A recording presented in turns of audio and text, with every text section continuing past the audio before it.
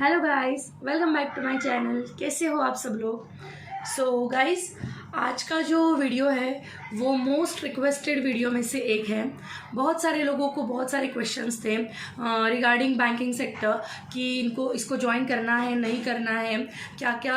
बहुत सारे लोगों को पता होता है कि टारगेट्स होते हैं जॉब के रिलेटेड, बहुत सारी प्रॉब्लम्स होती है, बहुत सारी ऐसी चीज़ें हैं, बहुत सारे लोग कंफ्यूज है ज्वाइन करना है नहीं करना है। तो बस आज हम लोग इसी टॉपिक पे बात करने वाले हैं। मैं आपको ऐसे 4 रीज़न बताने वाली हूँ जिसकी वजह से अगर आप बैंकिंग सेक्टर ज्वाइन करने वाले हो तो ज्वाइन ना करें। ऐसे में टॉप 4 आपको रीजंस बताने वाली हूँ। ओके, सो वीडियो स्टार्ट करते हैं। बट उससे पहले अगर आप मेरे चैनल पे नए हो तो प्लीज़ मेरे चैनल को सब्सक्राइब कर देना और साथ ही में बेल आइकॉन भी प्रेस कर देना, जिसकी वजह से आपको मेरे वीडियोस की नोटिफिकेशन सबसे पहले मिल जाएंगे। ओके, सो वीडियो स्टार्ट करते हैं।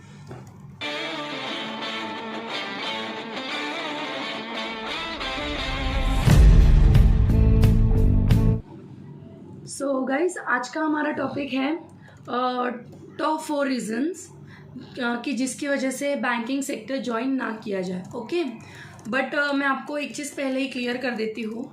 अगर आप अनएम्प्लॉयड हो, अगर बेरोज़गार हो, अगर आपके पास में कोई भी जॉब नहीं है तो प्लीज़ गाइस जाके ज्वाइन कर लीजिए। ओके, अगर आपके पास में है, आपके पास में सिलेक्शन लेटर है उनका, अगर उन्होंने सिलेक्ट कर लिया है आपको तो प्लीज़ जाके ज्वाइन कर लीजिए, क्योंकि अनएम्प्लॉयड रहने से अच्छा है कोई जॉब कर ली जाए। ओके, तो स्टार्ट करते हैं। सबसे पहले मैं आपको बता देती हूँ कि बैंकिंग सेक्टर्स में मतलब मैं हर बैंक की जो बात करने वाली हूँ, इसमें प्राइवेट बैंक हो, पब्लिक बैंक हो, ठीक है, सारी जो भी बैंक्स है, जो बैंकिंग सेक्टर्स जो है उसके बारे में हम लोग बात करने वाले हैं। कोई भी एक सिंगल स्पेसिफिक बैंक के बारे में मैं बात नहीं कर रही हूँ, मैं एक पूरे कॉर्पोरेट सेक्शन की बात कर रही हूँ, पूरे बैंकिंग्स की बात कर रही हूँ, पूरे बैंक्स की बात कर रही हूँ।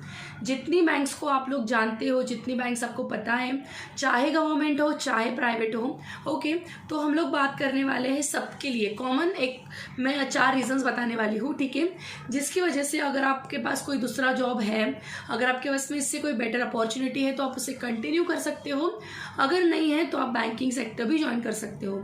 मैं सिर्फ आपको कुछ स्पेसिफिक चीज़ें बताऊंगी जिसकी वजह से अगर आप सोच सकते हो कि ज्वाइन करना है या नहीं करना है। ओके, सो स्टार्ट करते हैं। सबसे पहला रीज़न ये है कि वर्क प्रेशर बहुत होता है। अभी आप कोई भी बैंक में जॉब कीजिए, प्राइवेट में कीजिए, गवर्नमेंट बैंक में जॉब कीजिए, आपको बहुत सारे टारगेट्स दिए जाते हैं, डेली बेसिस पे टारगेट होते हैं, मंथली होते हैं, ठीक है, उसी के ऊपर आपका करियर डिपेंड करता है कि आप वो टारगेट कैसे कंप्लीट करते हो, ठीक है, उसी पे आपकी ग्रोथ होती है। ओके, तो सबसे पहले तो आपको पता है कि बैंक्स में जाने का टाइम है, घर पे आने का टाइम कुछ नहीं है। ओके, उनके 9 आवर्स प्लस आपको काम करना ही होता है बैंक्स में, ठीक है, मिनिमम 9 आवर्स का आपका मतलब आपको बैंक में हो ही जाता है, आपका काम वाम करते हुए 9 आवर्स का आपका डे का टारगेट होता ही है। ओके, चलो ठीक है, आप 9 घंटे का काम भी कर लोगे, 9 घंटे 10 घंटे जितना आपका है उतना आप कर लोगे, ठीक है, उसमें कोई प्रॉब्लम नहीं है, कोई टारगेट नहीं है, कोई प्रेशर नहीं है। ओके, प्रेशर कहाँ पे स्टार्ट होता है वो मैं आपको बताती हूँ। तो सब आपको कस्टमर से डील करना पड़ेगा, वो भी कोई नहीं है। अगर आपको बैंक में जॉब करना है तो ऑब्वियसली कस्टमर से बात करनी पड़ेगी, उनके साथ में डील करनी पड़ेगी, उनकी जो भी क्वेरीज रहेगी वो आपको रिजॉल्व करनी पड़ेंगी, उनके जो काम रहेंगे वो आपको करने पड़ेंगे। ओके, तो ये तो आपको सबको पता है कि बैंकिंग में ये काम होता है, ठीक है, इससे भी आपको कोई प्रॉब्लम नहीं है। बट इसमें अगली बात आती है कि आपके जो टारगेट्स आपको दिए जाते हैं, जैसे डेली टारगेट होते हैं, मंथली टारगेट होते हैं, बहुत सारे डेली टारगेट्स भी होती है बैंक्स में, तो आपको डेली बेसिस पे कंप्लीट करने होते हैं, ठीक है। जैसे कि आपको डेली में बता दिया कि आपको 8 अकाउंट ओपन करने हैं, 10 अकाउंट ओपन करने हैं, ठीक है, न्यू अकाउंट्स आपको ओपन करने हैं बैंक के, तो that is also a target. Okay, तो आपको दिन भर में उतने अकाउंट ओपन करने ही हैं।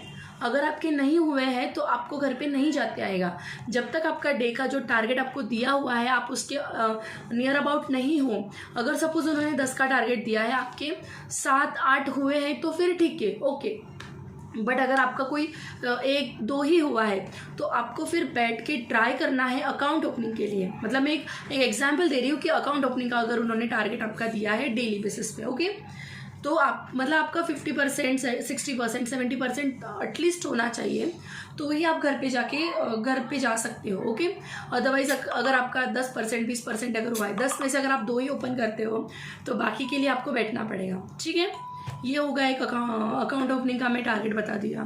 फिर उसके बाद में इंश्योरेंस का भी टारगेट होता है। जैसे आप सबको पता है कि बहुत सारे जो बैंक्स होते हैं, जैसे एक्सिस है, ICICI है, कोई भी गवर्नमेंट बैंक ले लो, उनका कोई एक स्पेसिफिक इंश्योरेंस कंपनी के साथ में टाइप रहेगा, तो आपको उनकी जो इंश्योरेंस कंपनी है वो आपको बेचनी पड़ेगी। उसका भी डेली बेसिस का टारगेट आपको होता है कि दिन में आपको इतनी सेल करनी ही है। ठीक है, तो ये जो सेल्स होता है, ये जो इंश्योरेंस का सेल होता है, मतलब उसके जो भी आप कस्टमर को एडवांटेजेस बताओगे, उसके जो बेनिफिट्स है वो आप बताओगे कस्टमर को कन्विंस करोगे कि आपको उनको पॉलिसी लेनी चाहिए। ठीक है, ऐसे कर करके आपको उनके टारगेट कंप्लीट करने हैं। ठीक है, फिर अगर इंश्योरेंस पॉलिसी हो गया तो फिर क्रेडिट कार्ड का भी टारगेट होता है।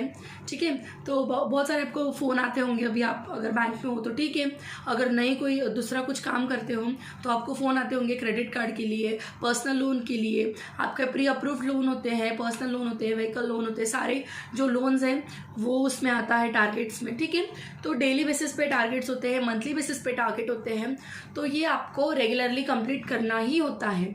अगर आप ये नहीं कंप्लीट करते हो तो फिर आपको नोटिस वगैरह इश्यू हो सकता है। ठीक है, नोटिस इश्यू हो गया मतलब ये नहीं कि वो आपको निकाल देंगे ब्रांच से, डरने की कोई बात नहीं है। बट अगर आपके सारे टारगेट आपको कंप्लीट करने होते हैं, अगर आप ये कंप्लीट नहीं करते हो तो फिर आपको क्या करेंगे, नोटिस देंगे। ठीक है, नोटिस आएगा, 1 आएगा, 2 आएगा, बताएंगे उसमें आपको कि आपका काम बराबर नहीं हो रहा है, आप टारगेट बराबर अचीव नहीं कर रहे हो। ठीक है, ऐसे ऐसे आपको नोटिस आएगी। जैसे ही 2-3 नोटिस हो गई, आने के बाद में वो आपको सीधा ट्रांसफ़र कर देंगे ऐसी जगह पे जहाँ पे अगर आप सपोज मुंबई में हो, अगर आपको सिटी में रहने की आदत है, टाउन में, ओके, तो आपको वो गांव में भेज देंगे जहाँ पे आपको थोड़ा कंफर्टेबल नहीं रहेगा काम करने में भी, बात करने में भी। ठीक है, कोई अलग लैंग्वेज, कोई अलग स्टेट में आपको वो ट्रांसफ़र दे सकते हैं। ओके, इसीलिए आपको टारगेट कंप्लीट करना ज़रूरी है। ये हो गया वर्क प्रेशर, हम लोगों ने बात कर ली, क्योंकि आपका ज़रूरी नहीं हर दिन आपका टारगेट कंप्लीट होने ही वाला है। ठीक है, बहुत सारे महीने में 30 डेज होते हैं, 30-31 डेज जो होते हैं, उसमें से बहुत सारे दिन ऐसे भी होते हैं कि आपके टारगेट कंप्लीट नहीं होंगे। साल में बहुत सारे महीने ऐसे भी होते हैं कि आपके टारगेट कंप्लीट नहीं होते हैं। तो जिस महीने में आपका टारगेट कंप्लीट नहीं हुआ, वो महीना आपको थोड़ा सा हेक्टिक होने वाला है, क्योंकि आपको उस मंथ में टारगेट कंप्लीट करने ही पड़ेंगे। आप कैसे भी करो, आप अपने कलीग्स को बोलो, अपने जो कस्टमर्स हैं, आपके जो अपने कस्टमर्स क्रिएट करे होंगे उनको बोलो, उनसे रेफरेंस लो, या फिर आपके कोई पर्सनल जो है पहचान वाले, आप उनको सेल करो, बट आपको टारगेट कंप्लीट करने पड़ते हैं। ओके, बट आपको निकालते नहीं हैं कुछ भी। ओके, ये हो गया वर्क प्रेशर की बात। मैं आपको एक सिंपल जो स्ट्रेट है वही चीज़ें बता रही हूँ, कुछ गोल गोल करके नहीं बता रही हूँ। ठीक है, तो इसमें डरने का कुछ है नहीं, आप आराम से जॉब कर सकते हो अगर आप ये सब चीज़ें कंप्लीट करते हो। तो अगर आप में है, आप में स्टैमिना है कि आप वर्क प्रेशर हैंडल कर सकते हो, तो ये बहुत अच्छी बात है। ओके, नेक्स्ट है प्राइवेटाइजेशन। आजकल बहुत सारी जो गवर्नमेंट बैंक्स है वो प्राइवेट हो रही हैं, तो थोड़ा जॉब सिक्योरिटी का थोड़ा प्रॉब्लम आ जाता है। ये नेक्स्ट रीज़न है कि आपको बैंकिंग सेक्टर ज्वाइन नहीं करना है। ओके, इसलिए कोई भरोसा नहीं है जॉब का, मतलब बहुत सारे प्राइवेट बैंक्स हो रही है, बहुत सारे प्राइवेटाइजेशन में मर्ज हो रही है, दो से ज़्यादा बैंक, एक से ज़्यादा बैंक दूसरे बैंक में, ऐसे मर्जिंग प्रोसेस चल रहा है, तो थोड़ा जॉब सिक्योरिटी का थोड़ा प्रॉब्लम आ जाता है। ठीक है, ये हो गया नेक्स्ट रीज़न। अभी हम लोग बात करते हैं जो थर्ड वन जो है वो है ट्रांसफ़र। ठीक है, अभी बैंकिंग में कैसा होता है ना, आपकी कोई स्टेबल लाइफ नहीं होती है। आपको 2 साल 3 साल बाद में एक जो आपका लोकेशन है वहाँ से हटा के आपको दूसरे और लोकेशन पे भेजा जाता है। ठीक है, आपका कोई फिक्स एक स्टेबल लोकेशन नहीं होता है। सबसे पहले तो मैं आपको ये बोल दूँ कि जो डिपार्टमेंट्स होते हैं ना, उसमें भी आपको रोटेशन होता है। मतलब अगर आप कैश संभालते हो तो आपको कैश के बाद में फिर बैक एंड में भेज दिया जाएगा। आपके जो डिपार्टमेंट्स होते हैं ना वो भी चेंज होते हैं। ठीक है, तो लोकेशन तो ज़रूरी है कि वो एक नहीं रहने वाला है। ठीक है। तो 2 साल 3 साल के बाद में आपका ट्रांसफ़र होता है, तो एक स्टेबल लाइफ नहीं होती है, ठीक है। फिक्स वर्किंग आवर्स नहीं होते हैं आपके। उसके बाद में आपको डेपुटेशन पे, अगर आपका कोई मेंबर है कोई दूसरी ब्रांच में या फिर कोई दूसरे लोकेशन पे कोई बंदा कम है, तो आप वहाँ पे जाके उसका जॉब करते हो, इसको डेपुटेशन बोलते हैं। डेपुटेशन पे आपको भेजा जाता है, वीकेंड में भी आपको बुलाया जा सकता है। और थोड़ा छुट्टियों का प्रॉब्लम हो जाता है, क्योंकि बहुत सारी ब्रांचेस ऐसी होती है जिसमें स्टाफ बहुत कम होता है। एक मैनेजर रहेगा, 2-3 स्टाफ रहेंगे, ठीक है। तो सबको छुट्टी मिलना मुश्किल हो जाता है। आपको 2 दिन 4 दिन इतनी ही छुट्टी आपको मिलती है, मैक्सिमम वीक की, उसके ऊपर जल्दी छुट्टियाँ अप्रूव नहीं होती है, ठीक है। थोड़ा छुट्टियों का प्रॉब्लम हो जाता है। And the 4th one is promotion. Promotion के लिए आपको हर तरीके से आपको बेस्ट होना है, ठीक है। आपको बेस्ट होना है हर तरीके से।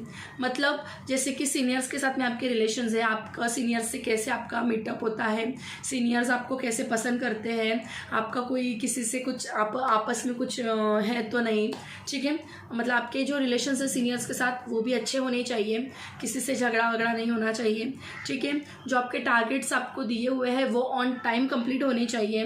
देन उसके बाद में जो आपके कलीग्स वगैरह जो है उनसे आपका परफॉर्मेंस अच्छा होना चाहिए, ठीक है।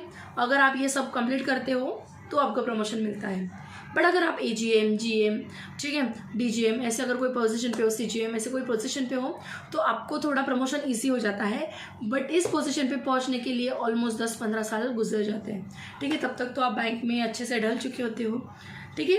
यही 4 रीज़न है जिसकी वजह से अगर आप बैंकिंग सेक्टर में ज्वाइन नहीं कर सकते हो, ठीक है। यही सारी थोड़ी दिक्कतें हैं जो बैंकिंग में जाने के बाद में लोगों को फेस करनी पड़ती है।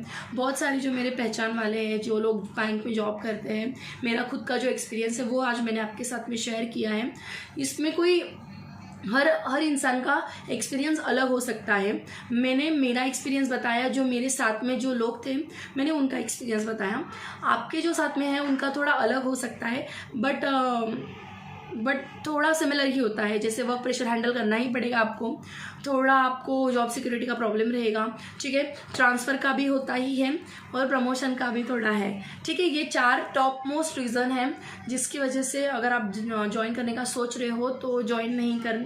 अगर आपके पास में इससे कोई अच्छा जॉब अपॉर्चुनिटी है, कोई अच्छी जॉब है, तो आप फिर उससे कंटिन्यू कीजिए। बट अगर आपके पास में अभी कोई जॉब नहीं है या आप इससे कम वाले जॉब में काम करते हो, इससे कम वाली जगह पे, तो फिर आप यहाँ पे ज्वाइन कर सकते हो। ओके, सो गाइज मेरा वीडियो कैसे लगा प्लीज़, अगर आपको मेरा वीडियो पसंद आया हो तो प्लीज़ वीडियो को लाइक कीजिए, चैनल को सब्सक्राइब कीजिए और मेरा ये वीडियो ज़्यादा से ज़्यादा लोगों तक पहुँचाए, जिसकी वजह से लोगों को पता चले कि बैंकिंग सेक्टर्स के एडवांटेजेस तो बहुत सारे हैं, डिसएडवांटेजेस भी हैं। अगर आप इसमें से निकल सकते हो तो प्लीज़ गाइज जल्दी से जाके अप्लाई कीजिए, ज्वाइन कीजिए। ओके, मैं आपको कुछ डिमोटिवेट नहीं करने वाली हूँ, मैंने सिर्फ आपको रियलिटी बताई है। बहुत सारे लोग कुछ गलत चीज़ें डालते हैं, बट मुझे जो मैंने फेस किया वो मैं आपको फेस करवाना नहीं चाहती हूँ, इसीलिए सारी चीज़ें में जो भी सच होती है वो मैं आपके साथ में शेयर करती हूँ। ओके, सो गाइज मिलते हैं नेक्स्ट वीडियो में। अगर आपको इसमें कोई भी दिक्कत रही तो प्लीज़ मुझे कमेंट में मेंशन कीजिए, अदरवाइज़ आप मुझे इंस्टाग्राम पे DM कर सकते हैं। मैं आपके जो इंस्टाग्राम के मैसेजेस है उनका रिप्लाई ज़रूर करूँगी 100%, एंड जो आपके कमेंट्स हैं उनका भी रिप्लाई मैं ज़रूर करूँगी। ओके, सो मिलते हैं नेक्स्ट वीडियो में, तब तक के लिए थैंक यू, बाय बाय।